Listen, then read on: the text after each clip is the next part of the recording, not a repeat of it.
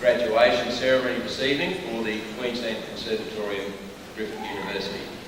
Just before the ceremony begins, there are a couple of items I'd just like to draw to your attention. In a few minutes, when the ceremony commences, there will be a grand fanfare which will announce the graduates. The fanfare was composed by one of our own master students, Jason Hammond. After a brief pause in the fanfare, the staff procession will follow. The Griffith fanfares will then announce the entry of the dais party, and at that particular time I'll just give you a signal like that, and that will be a signal for you to stand and remain standing until all members of the dais party have assembled on the stage. The other point just to ask that you not use flash photography during the ceremony this evening for the convenience of everybody who is in the theatre. Thank you.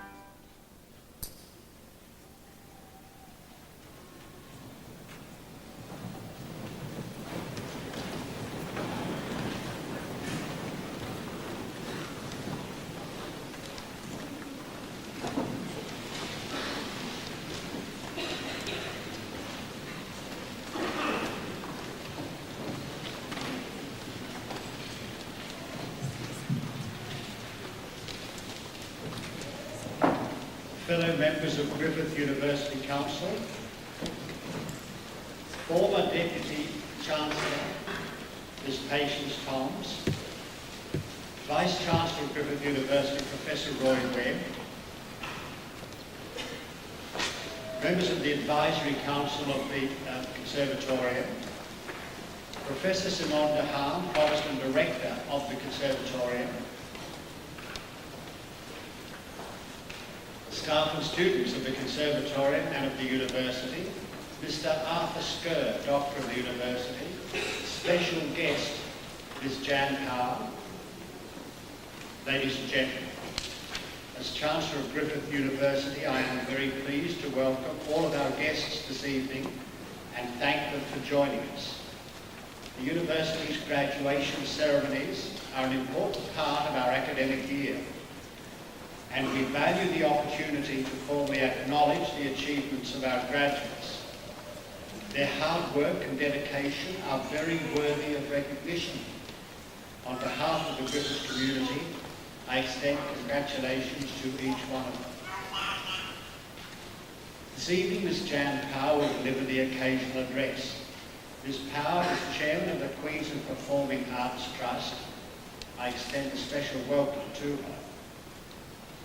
This fine building, which houses the Queensland Conservatorium, was officially opened in September last year. The opening, coinciding with the Westpac Gala concert and the University's 25th Laser Light Spectacular from South Bank, was the high point of the University's 25th anniversary celebrations. During this year, the Conservatorium has held a number of special events to celebrate its 40th anniversary year. In February, there was a ceremony to name the Basil Jones Orchestral Hall. Basil Jones was one of the original staff of the Conservatorium, and he served as its director for more than 20 years until his retirement in 1980. His long association is recorded in the naming of the hall. The 40th anniversary concert series was highly successful. Amongst international guests participating in the series were the heads of 3 leading music schools. Dr. Ian Horsburgh, Principal of the Guildhall School of Music in London, Mr. Bernard Dabrowski from Northeastern University of Chicago, and Professors Dun Gang Ming and Zhang Xingping of the Shanghai Conservatory. A Back to the Con reunion weekend, held in July, brought together many former staff and students. The Westpac Gala concert was held in October. Involvement with the community has continued throughout 1997. The Young Conservatorium was launched in May. This is a program that offers music education and musicianship to young performers from early childhood through to high school. While previously only students from 12 years of age could be accepted at the Conservatorium, now the very young can participate in song, dance and percussion before progressing to piano or violin at age 6 or 7. Combrio, a choir which includes a number of disabled members, was formed in 1997, early this year. Its repertoire features a mixture of traditional and contemporary choral music. It staged a number of performances throughout September, including a concert at Parliament House. There is great interest in the choir, and the Conservatorium is seeking sponsors to enable it to continue rehearsing and performing in 1998. In May, the Conservatorium library listening system was officially opened. The system, now installed in over half of the library's study carols, enables students to listen to prescribed and other work, selected from the Conservatorium's extensive collection of more than 4,000 compact discs. The system, using state-of-the-art audio equipment, is valued at over $67,000. Additional carols will be fitted to the system next year to maximise student access. The Conservatorium Library has acquired the library of the late Dr. August Bensinger, a pioneer in the field of early music and co-founder of the world-renowned scholar cantor Valesiensis. The collection contains literature on music, rare and out-of-print sheet music, and orchestral arrangements of the 18th century, early opera, and pieces for cello, viola da gamba, chamber music for strings and winds. It's a most valuable addition to the Conservatorium's collection, and it will greatly benefit staff and students in the years to come. Many graduates of the Conservatorium have become performers of international renown. Student successes continue this year. It's always difficult to single out individual achievements where talent abounds, but it's appropriate to mention a few outstanding performances. Eddie Malu-Maisley's won first prize in the McDonald's operatic aria at the Sydney Performing Arts Challenge in July. He competed against over 100 other entrants. Part of his prize will enable him to undertake further study overseas. Sarah Crane, a vocal music student, won an encouragement award at the aria. Paul Hankinson gained first prize in the piano section of the challenge, and Vicky Yang won the senior section of the Yamaha Australian Youth Piano Competition. Daniel Walker, a second-year student in music composition, received the Australian Voices Young Composer Award. Daniel's work, Elegy Written in a Country Churchyard, was performed by the Australian Voices at the Commonwealth Bank Master Musician Series held at Conservatorium Theatre. 1998 promises to be an eventful year for Conservatorium. A new orchestral series is planned.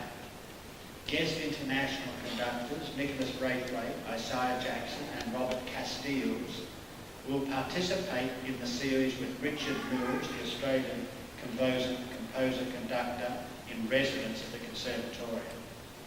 Benjamin Britten's opera, A Midsummer Night's Dream, will be produced with support from the Commonwealth Bank and will be a highlight of the Conservatorium performances next year. The 1998 concert calendar will include a celebrity staff keyboard series, and there will be a performance of the music theatre piece Labours of Hercules in the Brisbane Festival in September. Students will feature in a Composers Week and other key events at the festival. Let me now return to this evening's principal concern. Our graduating students are talented men and women who have developed individual skills as musicians and completed rigorous academic studies. They have already been showcased in performances and competitions throughout Australia. We can be confident that rewarding careers await them to bring them considerable personal satisfaction. On behalf of the entire Griffith University community, I offer them our warmest congratulations and extend to them our best wishes for the future. Thank you.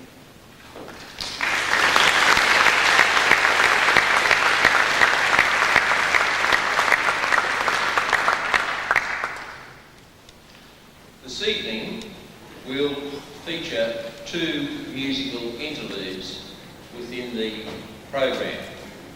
The first of those will be featuring three separate items, and the second musical interlude will be featuring a group of Conservatorium students playing a number of movements. In the first interlude, the first item, will be 6 Romanian dances by Bartok.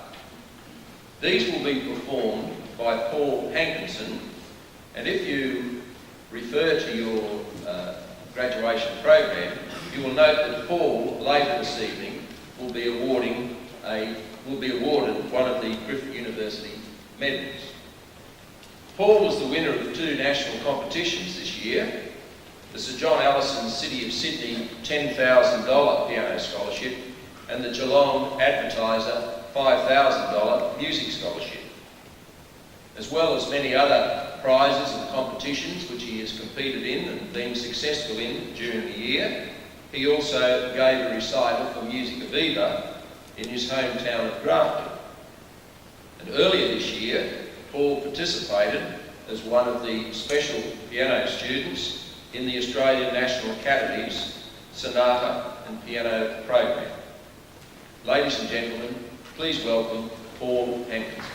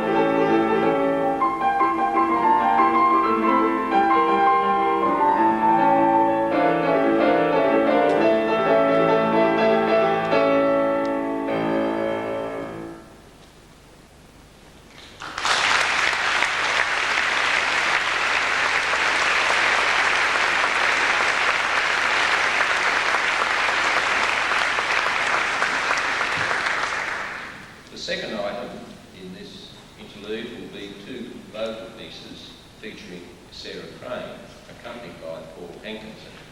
The first of those, Depuis le Tour by Charpentier, will be sung in French, and it's from Act 3, Scene 1 of Louise. Going to live with her lover, Julian, high up in Montmartre in Paris, the character Louise has sinned against the laws of decency, yet she sings this aria to Julian, telling him of the great happiness she has found with him and triumphing over her family and society. The second piece, Love Went A-Riding by Frank Bridge, will also feature Sarah and Paul.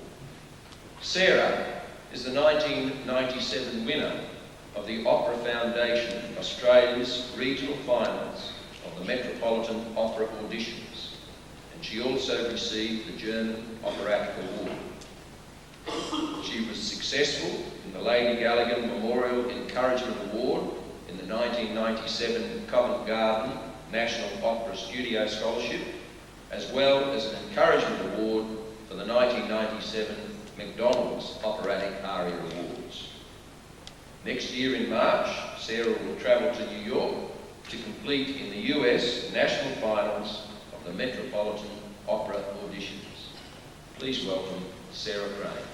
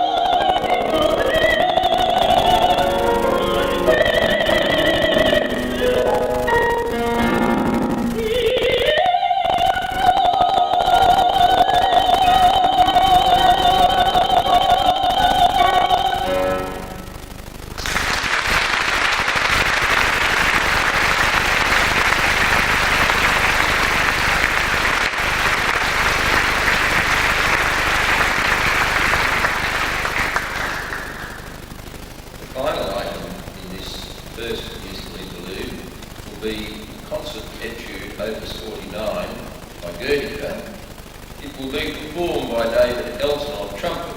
And again, if you've referred to your program this evening, you will note that David is both the Conservatorium medalist and the University medalist for this year.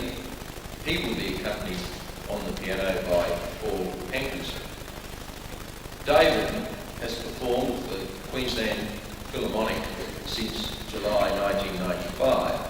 And over the last 2 years, he's performed as the principal trumpet for the Australian Youth Orchestra and toured Europe and the United States with them. He's also worked with the Sydney Symphony Orchestra, Queensland Symphony Orchestra and the Sydney Brass Quintet. In December and January this year, December 96 to January this year, David studied in the United States with the principal trumpet players of the New York Philharmonic, the Metropolitan Opera, the Juilliard School of Music, as well as with the principal trumpet players of the Philadelphia, Cleveland and Atlanta Symphony Orchestras. Would you please welcome David Elton.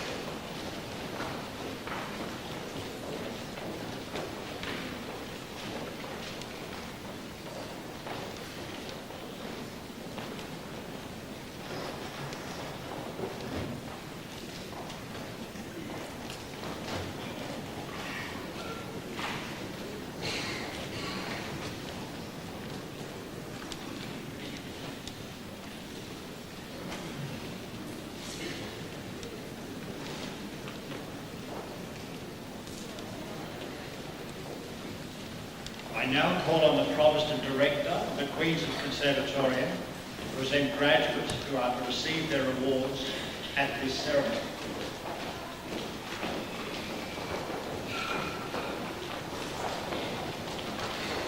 Chancellor, I present graduates who have been granted the Diploma of Music Instrumental. Benjamin Armand.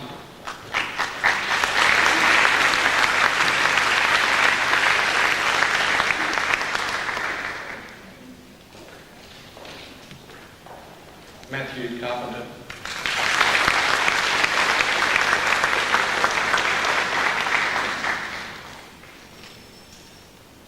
Sanju Joe.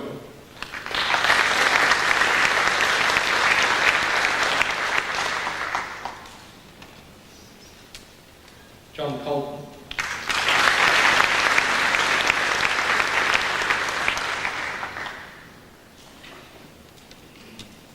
Rachel Head.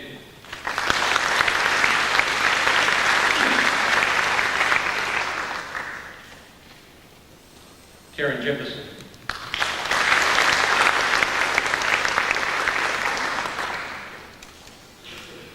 Michael Kenny.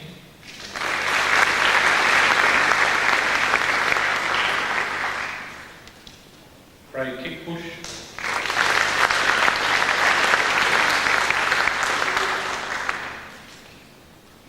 Aaron Michael.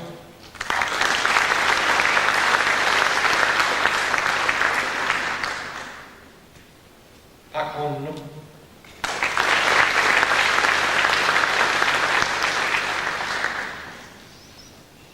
Johnny Sang.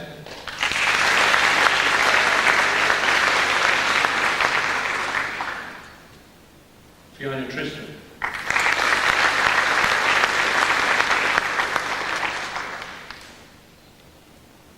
Chancellor, I present two graduates who have been granted the Diploma of Music Vocal. Linda Beattie.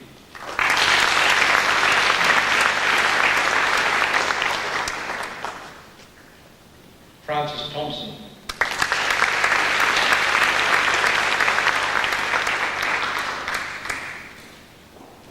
Chancellor, I present graduates who have been granted the Bachelor of Arts in Music.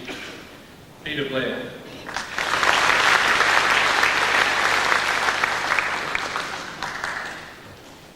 Eugenia Farrell.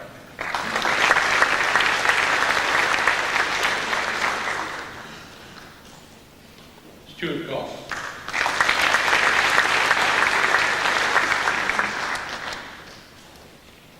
Natalie Jack.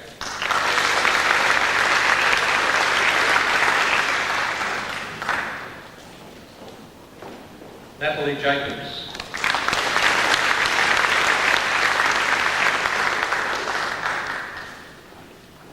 Trislan Jones.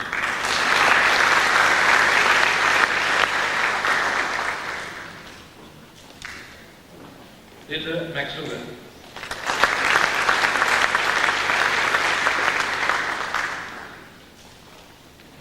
Bruce Munro.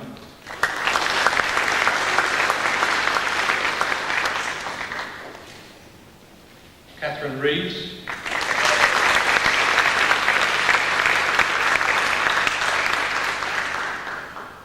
Lisa Somerville.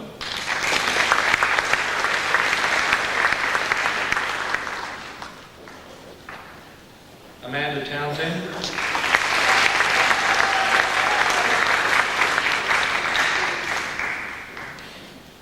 Mark Wing.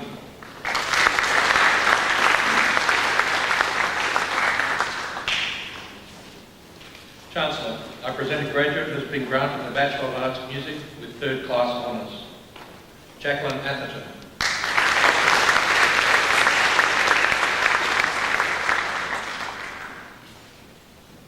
Chancellor, I present graduates who have been granted the Bachelor of Music Instrumental.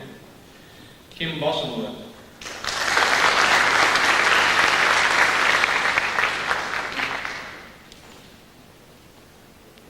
Ishwan Chen.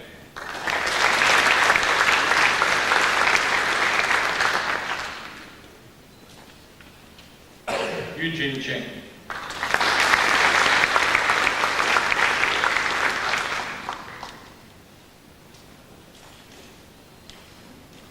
Young Mi Choi.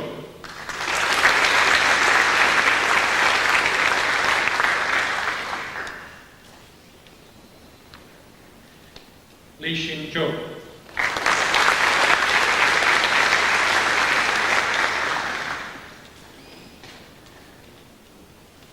John Cole.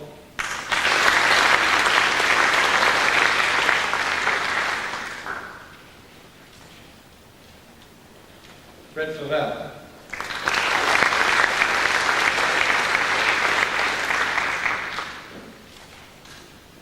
Chigusa Fujino.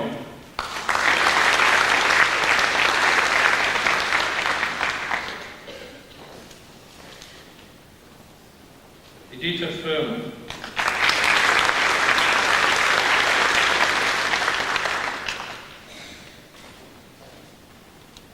Alana Gould.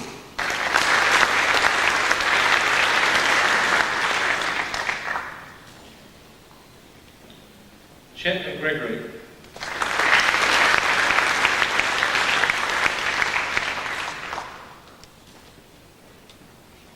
Helen Hall.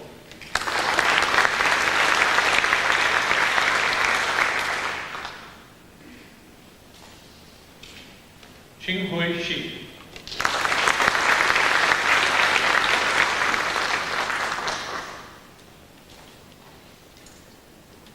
Chen Hui Jiang Shu.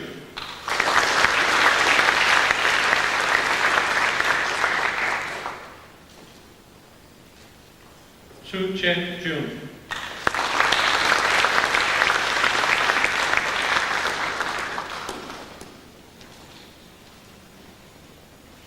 Susan Kim.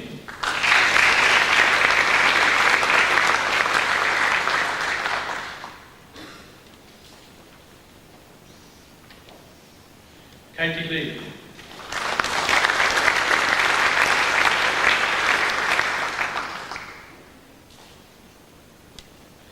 Yahoi Yin.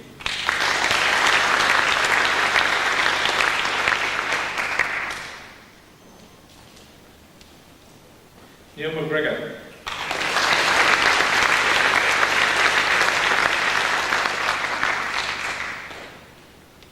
Yarada Ranika.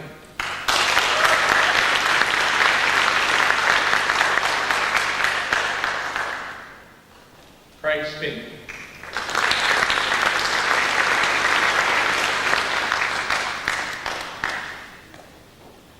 Petros Styliani.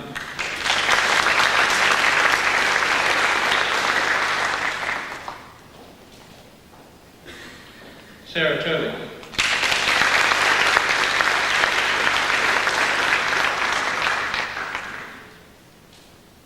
Bernard Watt.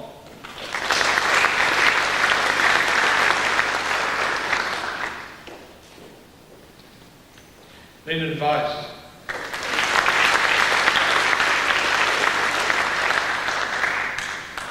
Evan Wright.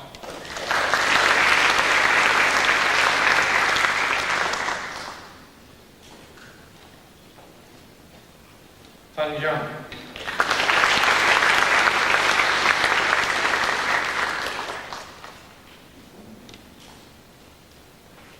Chancellor, I present two graduates who have been granted the Bachelor of Music Vocal. Carolyn Chow.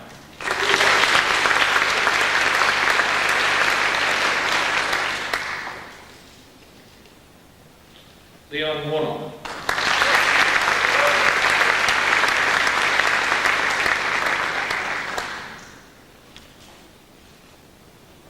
Chancellor, I present graduates who have been granted the Bachelor of Music with First Class Honours. Natalie Kamovich.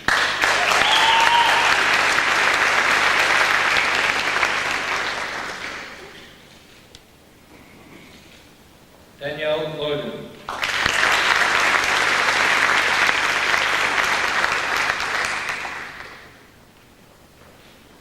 Teresa Milanovic.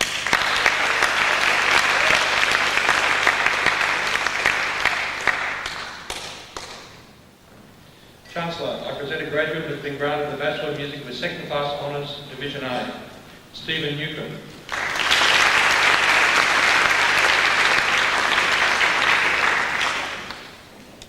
Chancellor, I present graduates who have been granted the Bachelor of Music Education. David Allen.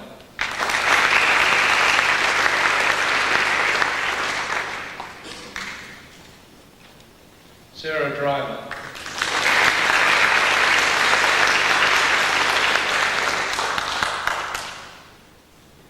Rebecca Lowe.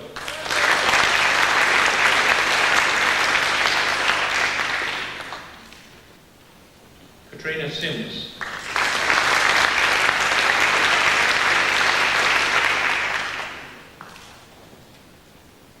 Alicia Zanato.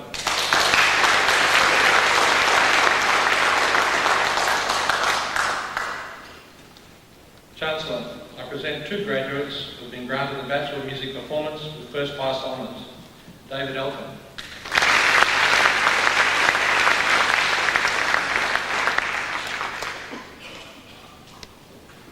Paul Hankinson.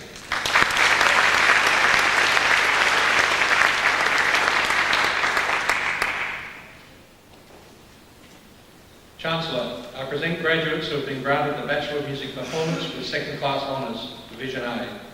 Mary Cullinan.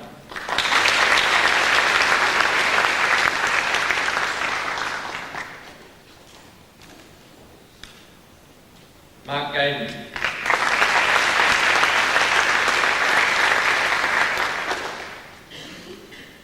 Tricia Grieving.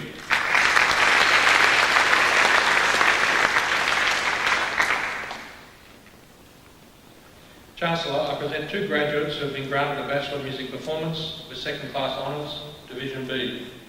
Cherie Jackson.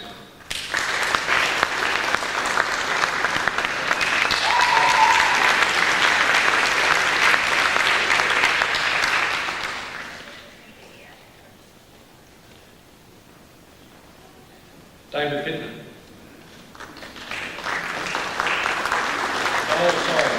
Sorry everyone, I've actually missed one out here.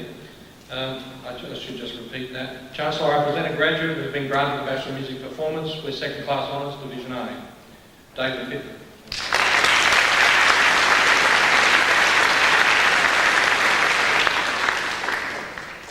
I'll move on to the second graduate who has been granted the Bachelor of Music Performance with Second Class Honours, Division B, Cameron Waters.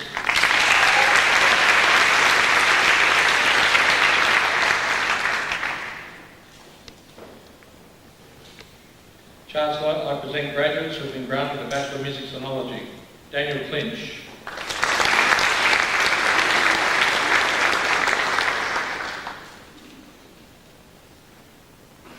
Matt Connolly.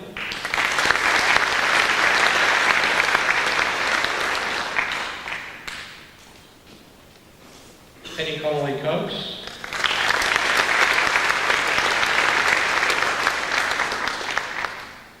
Stephen Pooley.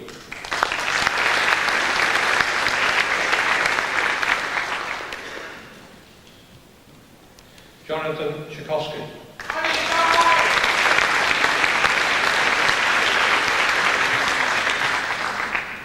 John Taylor.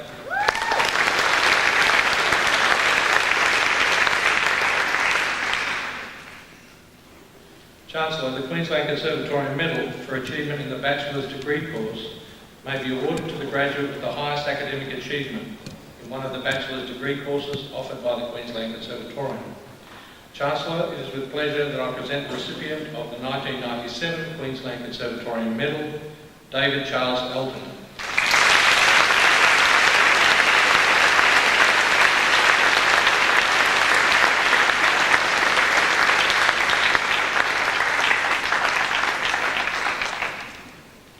Chancellor, that completes the presentation of the undergraduates of the Queensland Conservatorium.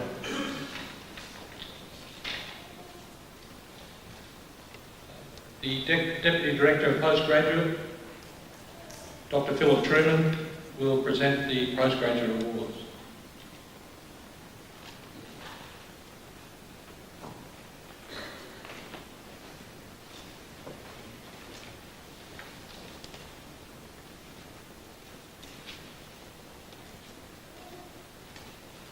Chancellor, I present graduates who have been granted the Graduate Diploma of Music Instrumental Performance.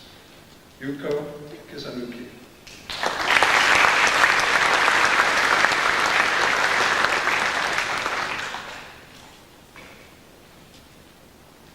Karen Lever.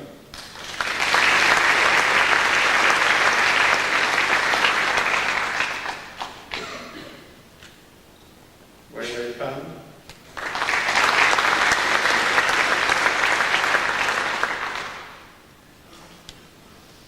Petros Tiliano.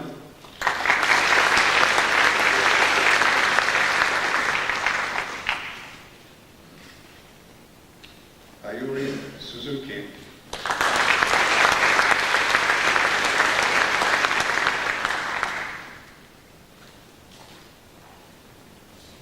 Chancellor, I present a graduate who has been granted the Graduate Diploma of Music, Opera Performance, Sarah Crane.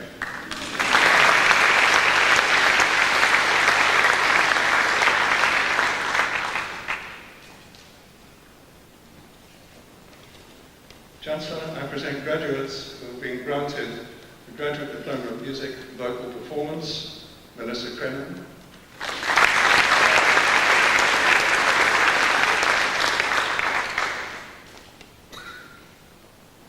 Kim Kirkman.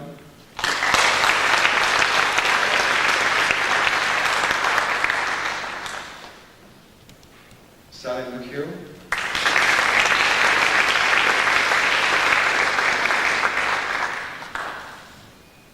Ian Sands.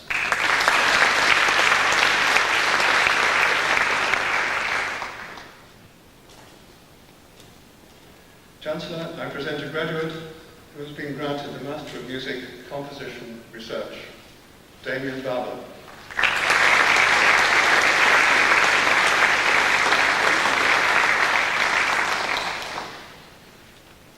Chancellor, I present a graduate who has been granted the Master of Music Contemporary Musicology, Jenny Louise.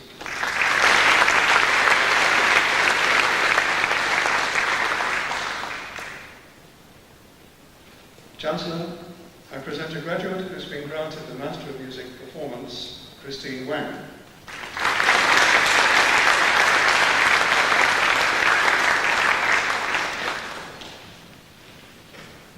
Chancellor, I present two graduates who have been granted the Master of Music Performance Research, Gemma Carey.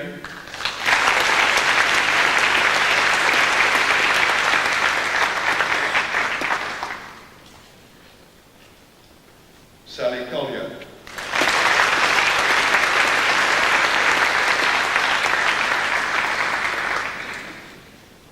Chancellor, that concludes the presentation of the graduates of the Queensland Conservatorium.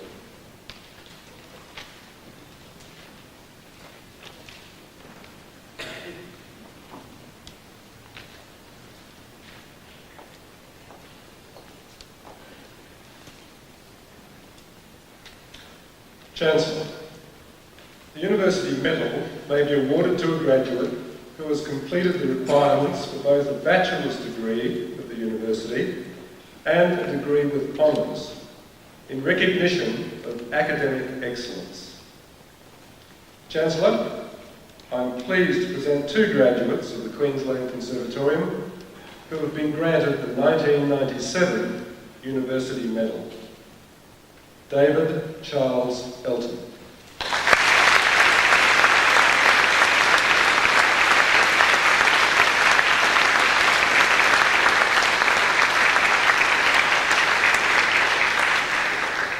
Paul Rodney Hankinson.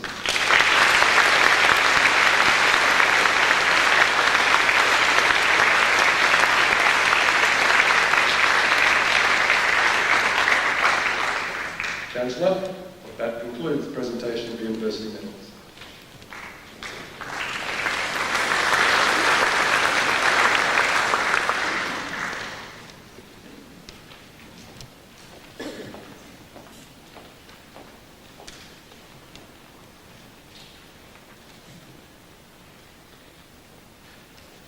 Chancellor, a medal for outstanding service may be awarded to honour any member of the staff of the University or any other person who has provided exceptional service to the University in the course of the person's association with the University.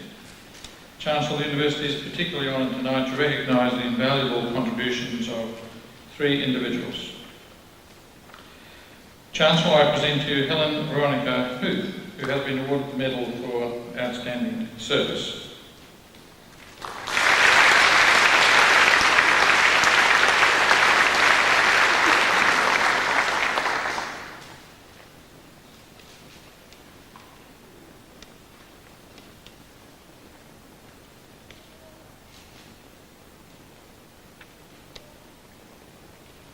Chancellor, I present to you Betty Young, who has been awarded the Medal for Outstanding Service.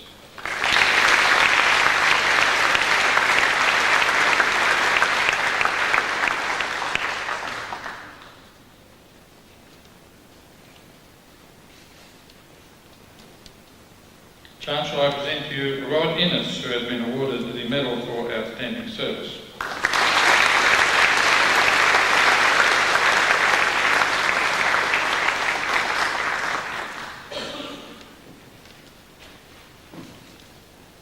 Chancellor, that concludes the presentation of medals for outstanding service.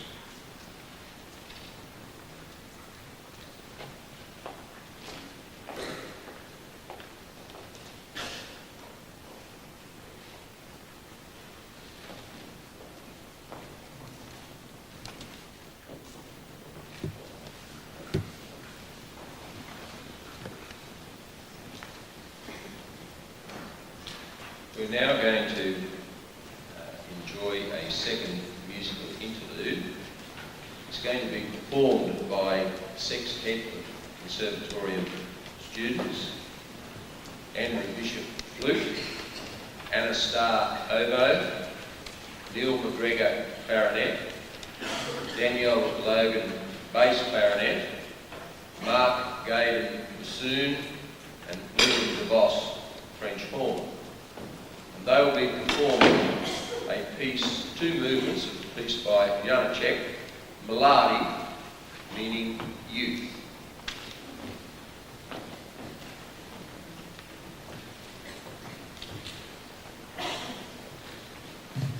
Please welcome Conservatorium Sextet.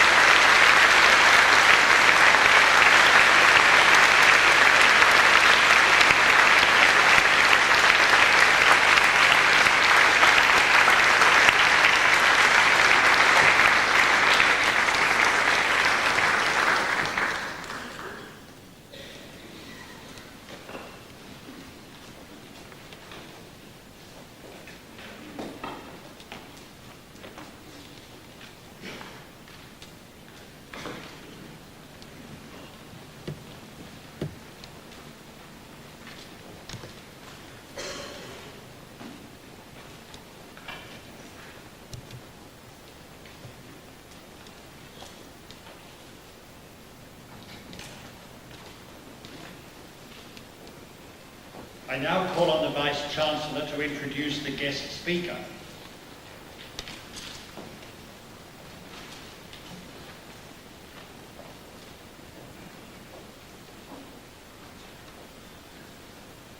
Chancellor, our guest of honour is Jan Power, is a well-known writer and columnist, an ABC radio broadcaster, a businesswoman, and an award-winning public speaker and raconteur.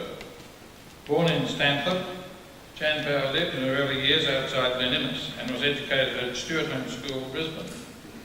She completed her training as a nurse at St Vincent's Hospital, Sydney. She is also a graduate of the Cordon Bleu School of Food in London. Jan Power has been a local radio broadcaster for 15 years and a television presenter for 12 years. She has also been a regular columnist for the Courier Mail and suburban newspapers. As a specialist caterer, she is the co-proprietor of the Breadline restaurant and of the Loaves and Fishes restaurant and catering company. Ms Power is active on a number of boards and committees. These include her position as a member of the Brisbane City Council Arts Board and a cultural ambassador for the City of Brisbane. She was the Deputy Chair of the Queensland Performing Arts Trust from 1994 until her recent appointment to the Chair of the Trust. Much of Ms Power's community work has been dedicated to the local arts, tourism and the appreciation of fine food and wine. In 1995, Ms Power published a book on the performing arts in Queensland. She has won a number of awards, including the 1996 Toastmasters Award for the Best Communicator and the 1996 Raconteur of the Year. It is with very great pleasure that I welcome Jan Power here this evening, and I now invite her to deliver the occasional address.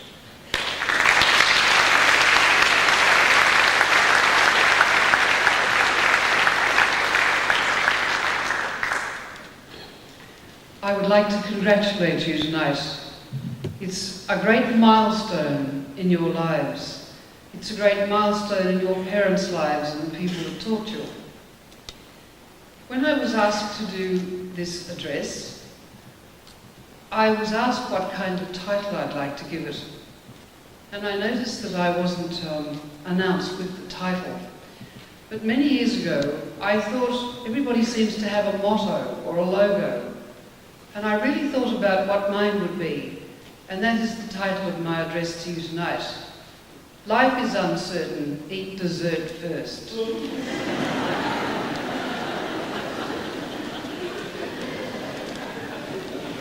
Now, what I'd like to congratulate you about tonight is not what you have gained, but what you have had to give up to gain it.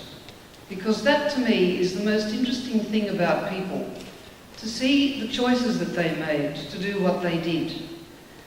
And so I'd like to congratulate you because unlike the people on the front page of our hallowed Courier Mail today, which I'm sure you've all looked at, it has a picture which is quite unusual of two very young academics sitting in a garden of flowers. This will come to later to show that nobody reads the Courier Mail.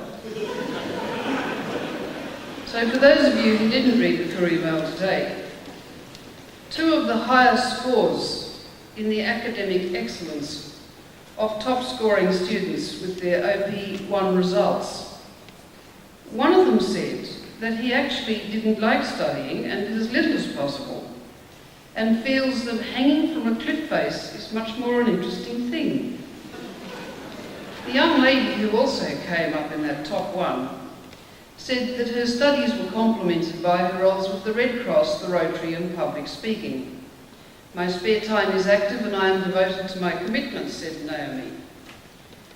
Well, I often wonder how people find that sort of spare time to hang off cliff faces, because the people who are successful, particularly at your age where you've got to give up so much to do it, don't have a lot of time to hang off cliff faces. And if they do, they're usually moral cliff faces. And I'm sure you've already found that. I'd like to speak to you about concentration and listening. I'd like to speak to you about you and us. And I thought I'd start off with just giving you a list of what I am going to speak about later. Because as we know, you have a concentration span now, having been in this auditorium for an hour, of 10 seconds before you start talking to yourself with your interior radios. It is shown now that the average time that a human being can listen to another human being is 3 minutes and 45 seconds. So I'm going to do this terribly quickly. I'm going to talk to you tonight about cake, kindness, confidence, curry powder, sex, sport, rock and roll, depression, happiness, success, and the decline of the evening news on television. If we have time, I will talk to you about your future in the arts policy, the Brisbane Festival, and what we do at QPAT. There won't be time for that, so you've had it. If you have to nod off, I will wake you up at the end, because that's when we go out to have supper. Concentration, as I said, is a 10-second full concentration. The most focusing thing you will ever do in your life is focus for an instant of a second to look at your watch to see what the time is. It's an interesting thing because we can never recover that kind of quick focusing concentration again. About 90 seconds is the maximum, and about 7 seconds is the minimum of the news last night on television. 10 years ago, it used to be something like 38 seconds. And now we're just down to a 1-minute grab, which is actually something that is packed into pictures, the victim saying, "I don't know what happened to me," and the newsreader topping and tailing that with a comment.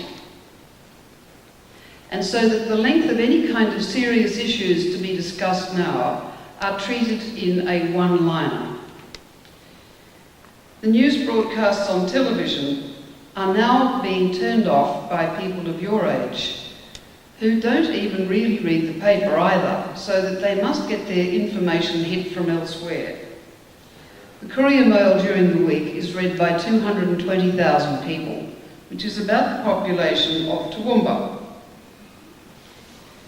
And 34,000 of us, or you, have turned off watching television news at night since July. So what are we going to do? Are we being bombarded by an entire world of noise? Are we being swamped by the white noise, which is meaningless sound?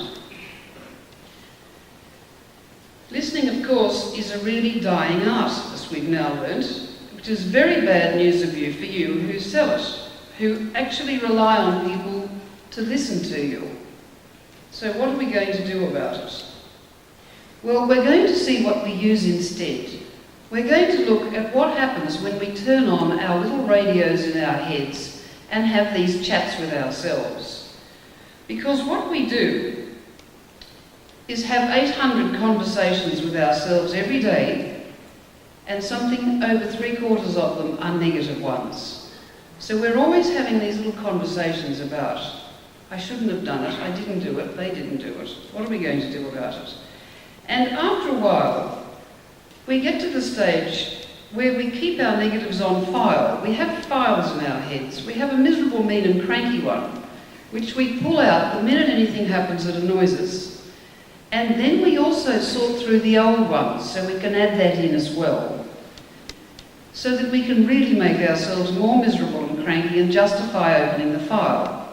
The thing is that then we often leave the file open, and we forget to shut it. And so artists are in a difficult quandary at the moment because they are battling against the extraordinary civilization that we live in. And arts also, the standard of people's arts in any community, actually mirror their stage of civilization. So that the more of the people that take up the arts, the better the community will get. Because like we're watching tonight, we are watching here tradition and ritual going through its process. And when I was watching the wonderful procession coming in, with people wearing their robes, and looking at the fact that this doesn't happen very much, and watching the students graduating with grace, and smiling at the Chancellor and thanking him, and he the same. It was such a joy to see the ritual and traditions that we do need to have in our lives being watched as a process by 500 parents and people that are meaningful to all of you in those front rows. The other thing, of course, is that it is not necessary to be solemn to be serious. Humour is the sparkle on the dark waters of our lives. And so when we read in the paper that we are all sick of everything, that we're all anxious, that we're uneasy about the future, that we're worried about money and unemployment, we're worried about the environment collapsing around us, we are told that we are now living and moving in towards the age of disappointment, and this is a very difficult thing to cure. We are also being used to having everything done instantly for us. We are very much now dependent on instant food. And so whereas your concentration span has now totally disappeared, we are very much doing the same thing with food, where if we get to a restaurant, a cafe, a bistro or a whatever, we get extremely annoyed to pull out that negative file if the food isn't right there in front of us that we can see and whacked on the table within a couple of minutes. We're going to do the same thing also with sex, entertainment, fun and understanding. We're going to get our wisdom now from Nescafe commercials, and we're going to get pop gurus speaking to us via desk calendars and Christmas cracker messages. Don't worry, be happy. How do we do it? How do we do it when we see ourselves as not being in control of our lives and not being successful enough? Mother Teresa, God bless her, said, "We can no longer do great things on this earth. We can only do small things with greatness. So we must make the ordinary extraordinary." And when we feel that we cannot predict or direct our lives and paths and so feel helpless, we get very depressed and we look for somebody to blame. And that's where we get the us and them. Now, we look for good scapegoats. We look for parents to start with because it was their fault and they made us like this. And if they didn't, well, they could have done it a bit better. In fact, they could have been born into much more money so we didn't have to work so hard. And they could have provided us with more talent and they could have been more understanding. Politicians are always very good scapegoats, crooks, high flyers, the lazy low-income earners that we've got to support, the disadvantaged, the unemployed, teachers, overhyped bad movies, underhyped slow waiters, fake Aboriginals and Torres Strait Islanders, successful Asians who drive Mercedes-Benz badly on the wrong side of the road, shop assistants who don't, pathetic relatives, mean bank managers and rude Range Rovers.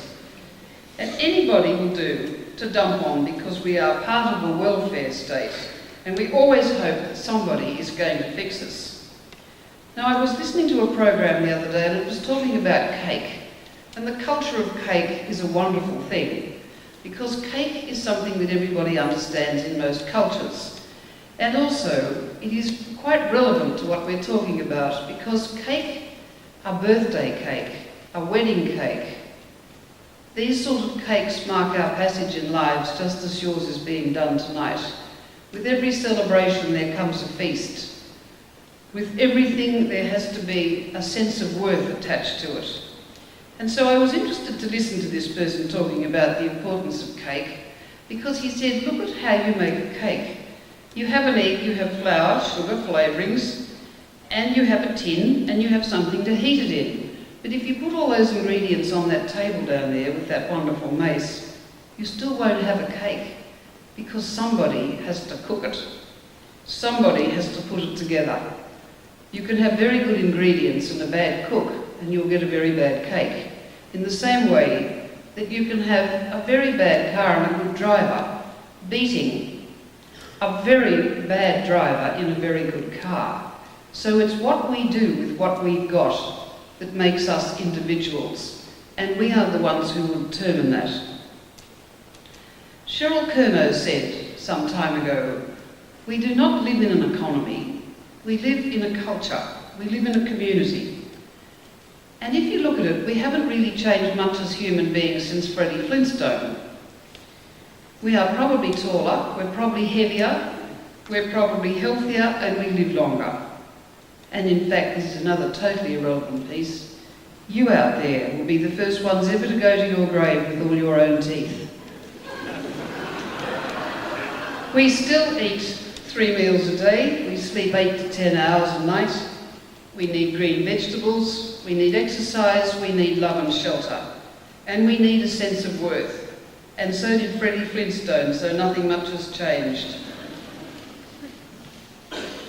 We also need a sense of balance. And probably in the generation that you have missed out on, we started to let go of the following. We let go of trusting each other. We let go of a thing that was very famous once called the gentleman's handshake, and we took up with lawyers. We lost our sense of sharing things in a community. We lost also a marvellous thing called the sense of wonder. The sense of wonder is why we keep doing this. The sense of wonder is why we will be celebrating Christmas in the usual way, because we're all looking to put that sense of wonder back into our lives again. And some of us get up too close and we lose the vision of the big picture, and we look at life as a portrait, not as a big landscape. And we think that the bottom line is money, when in fact it is people and what they do with their money. And when we talk about putting a sense of worth into things, that's what you were doing tonight as you looked the Chancellor straight in the eye and said thank you, and he said to you, congratulations. It was a marvellous commitment between authority and those who will one day be authority. And it is not any longer who you know that is important in your life, or what you know. It's who knows you and what they think about you that will make you successful. And yet we live in a very prosperous way, shared by only 15% of the entire world in Australia. Many of you out there would have mobile phones, and many of the people behind me, in fact nearly every one of them, would have a mobile phone. And yet none of us think that half the world has never received a phone call and never made one. And if everybody alive on this earth today shared our relative prosperity and standard of living, the world economy would completely break down, worse than it already has. And our population is increasing at a rate that if we were termites, pigeons or kangaroos, we would naturally stop breeding or be wiped out to save the world. But we do keep breeding at a rate of 250,000 new people a day. And it is thought that most of the people in this room, the ones out that side, you, will be still alive when the planet reaches 10 billion people. Now this is a huge number of people to think about how we're going to feed them, entertain them, and how much the world will change in your lifetime. So it is fabulous that you have taken up an art that makes people happy, and that the new theories about music show that music is very good for us all, spiritually, economically, emotionally, and physically. It is the rhythm of life. And Gandhi said, if we have listening ears, God speaks to us in our own language, whatever that language is, because music transcends all nationalities. Music is a language, and so is the human voice, and both have amazing properties. And they can soothe, and they can heal, and they can amuse. And music sets up certain vibrations, which I'm sure you've all played with, which unquestionably result in a very interesting physical reaction. Because just as I'm speaking to you here, because I can't play the piano, and I can't puff at the trumpet, and neither am I possibly disciplined enough to be able to work in a sextet, I have to speak to you. And it's really extraordinary that when you as performers go out to perform, as you must do, you will be very aware after a while of the fact that the electricity that comes from a good audience inspires you to do better. And when you sit in front of an audience where you have to say to them, let's all join hands and see if we can contact the living, you find it very difficult to keep pumping out that energy. And so you must try in some way at times to get to the audience and not let them sit there as though they are made of cement. Because, as I said, the more you put into it, the more you hope to get back from it, and you will after a while see the energy in great talent transmitting across rooms. It's really one of the great things that will keep you going. And of course we all know that music is about madness. Now, I was looking up a new book that's called The Mozart Effect, and it lists in that a college in Denver was given over to the graduates to see how music really did affect the plants. And they constructed 5 small greenhouses, and they planted the same fruit, the same flowers and the same vegetables at the same stage in the same ones, so that 5 of them were all the same, and they gave them the same amount of light and water and soil. The Lifton supermarket music was piped into the first one, and nothing happened. The second one got bark. The flowers grew dramatically, and some vines started to throw out tendrils that actually started to embrace the speakers. The Indian classical music one, they got to be nearly as good as the ones that got bark. The rock and roll and heavy metal produced much smaller flowers that were rather paler, less leaves, and the colours faded fastest, and they had quite stunted growth. And in the country and western one, it was the same as the Lifton supermarket music. And I want to tell you about a personal experience there. Some years ago, I was doing a breakfast program on the ABC, and it was my turn to pick the theme music that we would finish the program with at 7:45 before the news.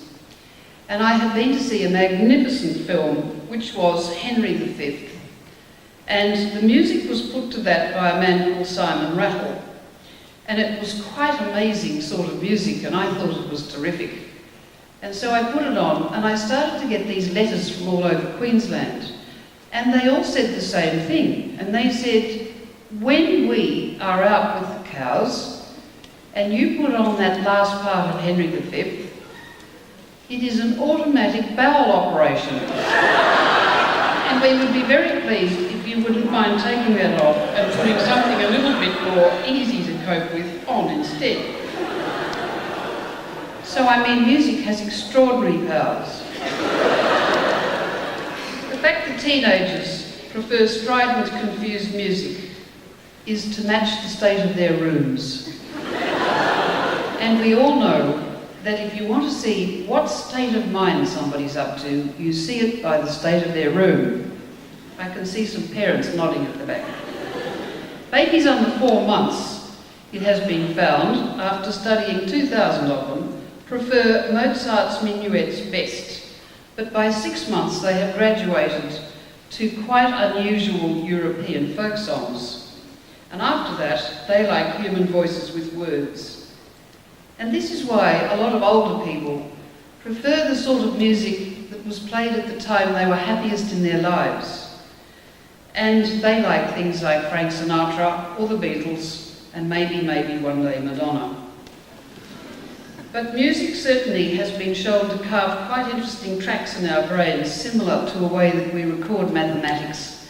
And it is a great way for our memories to be stimulated, because every single one of us can hum or sing badly at least 20 songs with the words.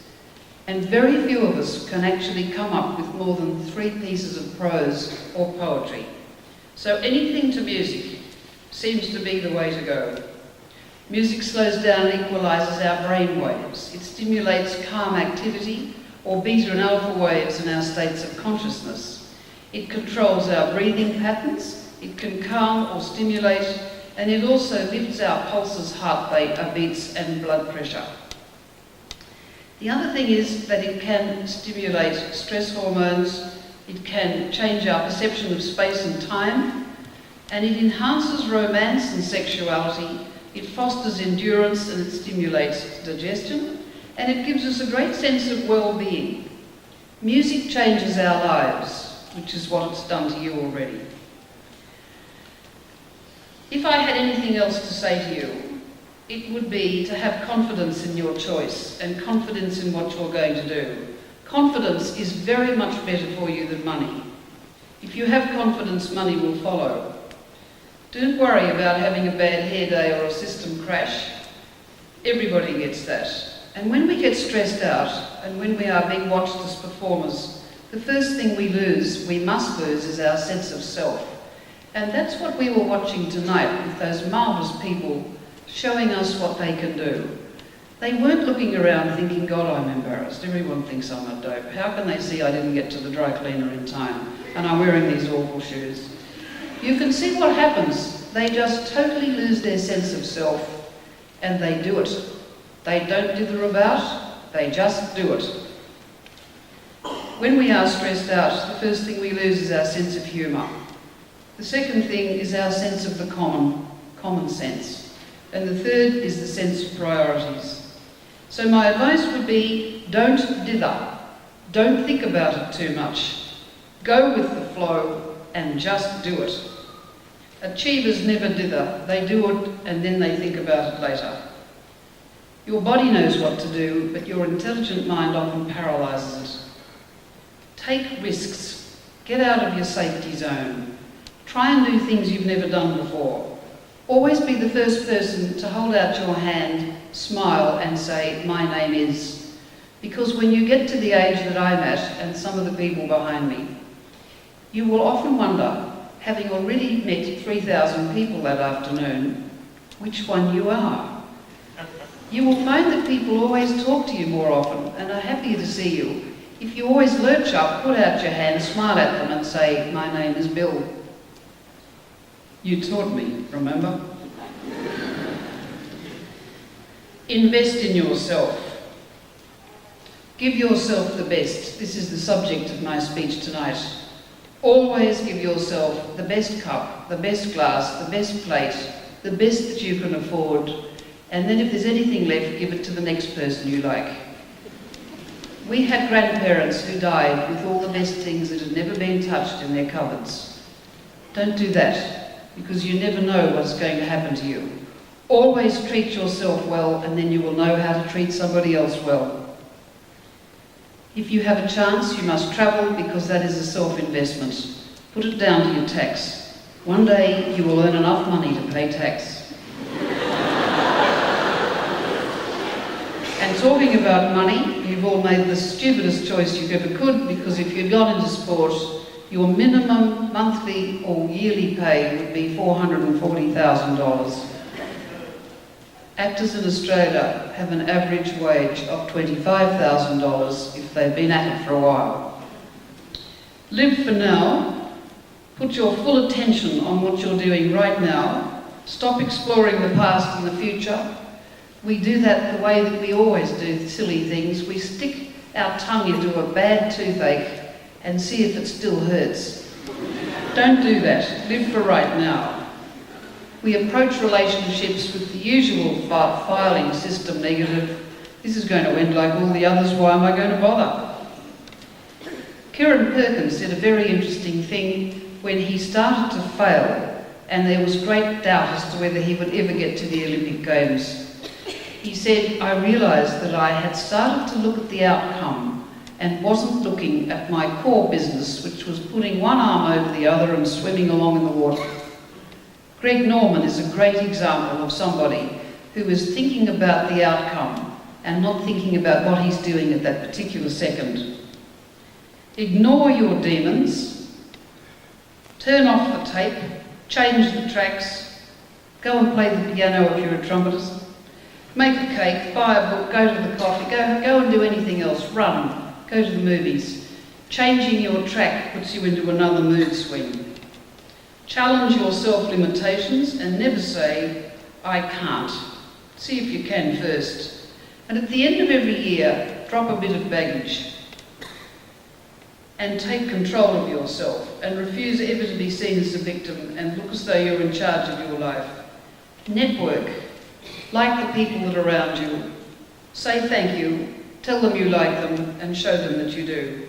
And if ever you need any advice, don't ask the people around you. See if you can afford to go and ask a professional, make an appointment, explain the problem, and you will do it much better. And I would like to wish you the most amazing life. I hope that we see you in the Queensland Performing Arts. I hope we see you in the festivals. I hope we see you in the shopping centres. And I hope we see you all over the place. And I hope one day we look at the Academy Awards and we see that you've written the music. And I would just like to finish tonight with a piece that I personally found a very interesting thing when you deal with successful people, because none of them ever think that they are the success that we think they are. And like self-esteem, it is given to you by other people around you. You read it on their face. You listen to the way they talk about you, and then you realise that they think you are a success. And this was read over at the funeral of Fred Hollows, who was a man who never thought he was a success, who was an irascible old beast. A lot of people really disliked him, and yet he had a mission and he kept at it. And it's written by Ralph Waldo Emerson, an American poet. And this is what they read over dead Fred. To laugh often, loudly and much, to win the respect of intelligent people and the affection of children, and to earn the appreciation of honest critics, and to endure the betrayal of false friends, and to appreciate beauty however you see it, and to look for and find the best in others first, and to leave the world a little bit better, whether by a healthy child, a garden patch, a piece of beauty, or a redeemed social condition, and to know that even one life has breathed easier because you were there. This is to have been a success. The greatest gift that any person can give another is a small portion of themselves. I wish you the best of luck, and thank you for listening to me.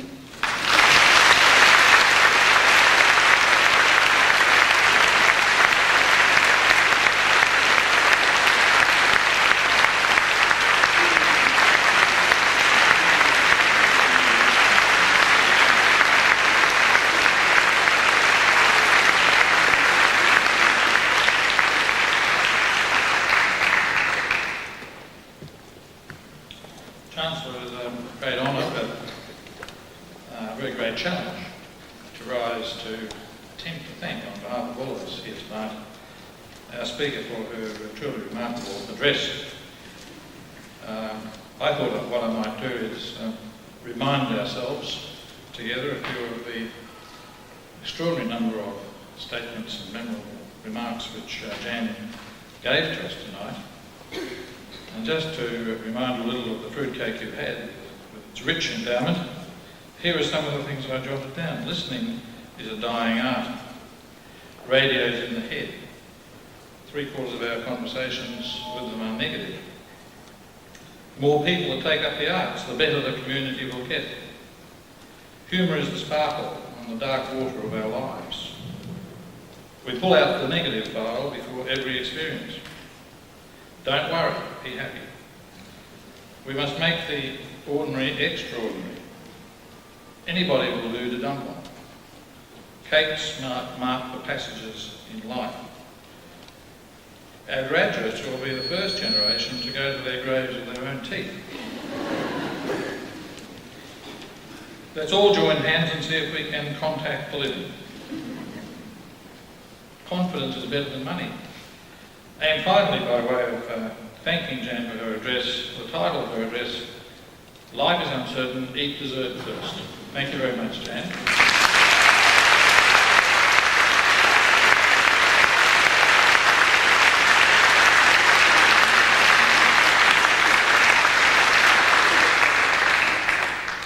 Finally, as always, I take this opportunity of congratulating our graduates and asking them to join our Alumni Association, if they haven't already done that, and to take an interest in their university through their lives. Thank you very much.